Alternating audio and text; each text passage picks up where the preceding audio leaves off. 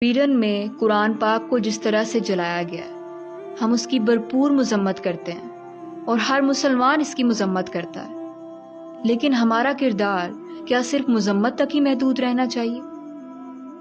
اور دیکھیں، یہ واقعہ کوئی پہلی بار ہمیں دیکھنے کو نہیں مل رہا، ایسا کئی بار ہو چکا ہے اور ہر بار ہم صرف مذمت پہ مذمت کرتے رہتے ہیں۔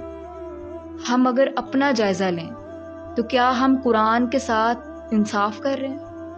کیا ہم ناانصافی نہیں کر رہے قرآن کے ساتھ؟